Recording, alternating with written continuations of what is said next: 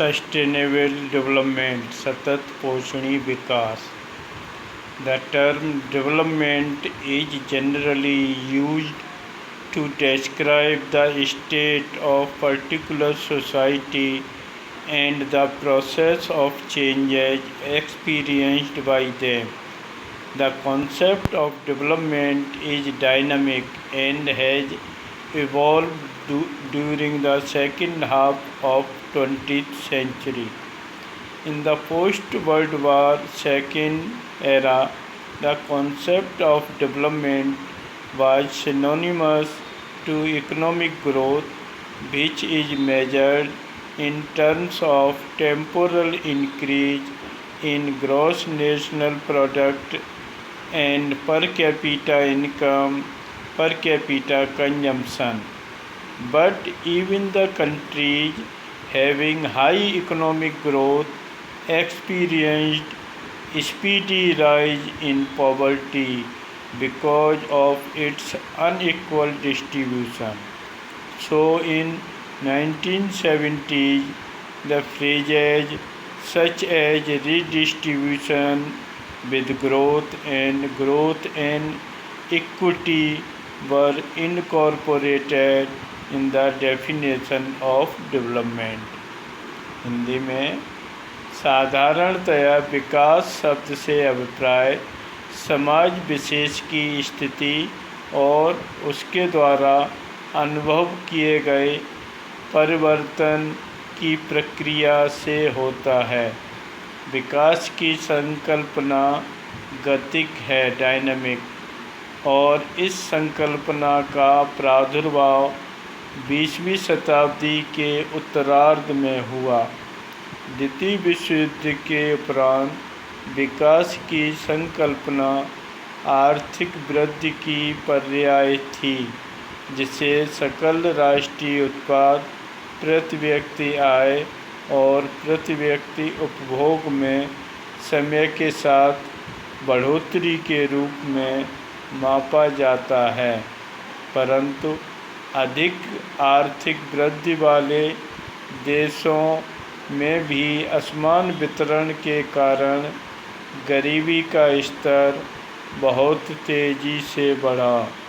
अतः 1970 के दशक में पुनर्वितरण के साथ वृद्धि तथा वृद्धि और समानता जैसे वाक्यांश विकास की परिभाषा में शामिल किए गए।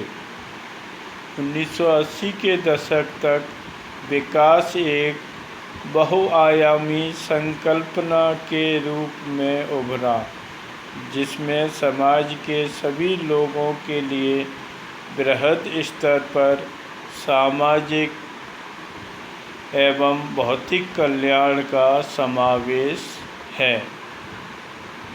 The notion of sustainable development emerged in the wake of general rise in the awareness of environmental issues in the late 1960s in the Western world. It reflected the concern of people about undesirable effects of industrial development on the environment. The publication of the population bomb by Anne Rich in 1968 and the limit to growth by Meadows and others in 1972 further raised the level of fear among the environmentalists in particular and people in general. This set the scenario for the emergence of new models of development under a broad phrase, sustainable development. Concerned with the growing opinion of world community on the environmental issue, the United Nations established a World Commission on Environment and Development (WCED), headed by the Norwegian Prime Minister Brundtland.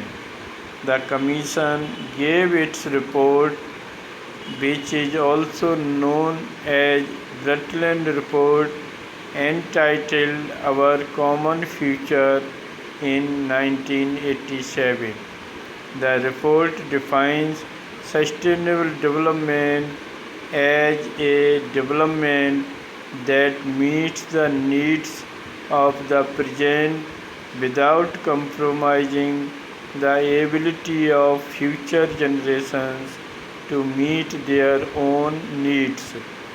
Sustainable development takes care of ecological, social, and economic aspects of development during the present time and pleads for conservation of resources to enable the future generation to use these resources.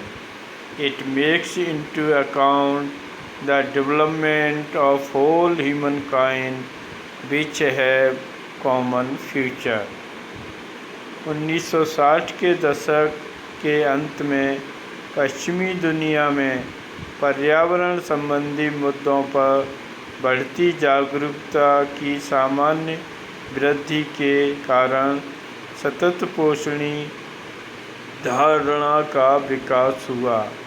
इससे पर्यावरण पर औद्योगिक विकास के अनापेक्षित प्रभावों के विषय में लोगों की चिंता प्रकट होती थी।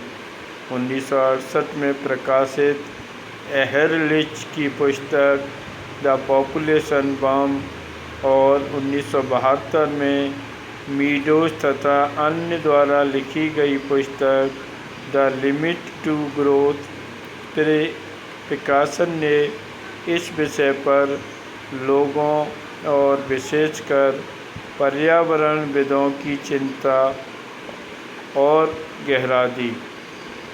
इस घटनाक्रम के परिप्रेक्ष्य में विकास के एक नए मॉडल, जिसे सतत पोषणी विकास कहा जाता है, की शुरुआत हुई। पर्यावरणीय मुद्दों पर विश्व समुदाय की बढ़ती चिंता को ध्यान में रखकर संयुक्त राष्ट्र संघ ने विश्व पर्यावरण और विकास आयोग की स्थापना की, जिसकी प्रमुख नॉर्वे की प्रधानमंत्री ब्रंटलैंड थीं। इस आयोग ने अपनी रिपोर्ट आवर कॉमन फ्यूचर, जिसे ब्रंटलैंड रिपोर्ट भी कहते हैं, 1987 में प्रस्तुत की। WECD ने सतत पोषणी विकास की सीधी, सरल और वृहद स्तर पर प्रयुक्त परिभाषा प्रस्तुत की। इस रिपोर्ट के अनुसार सतत पोषणी विकास का अर्थ है एक ऐसा विकास जिसमें भविष्य में आने वाली पीढ़ी की आवश्यकता पूर्ति को प्रभावित किए बिना वर्तमान पीढ़ी अपनी आवश्यकता की पूर्ति करना।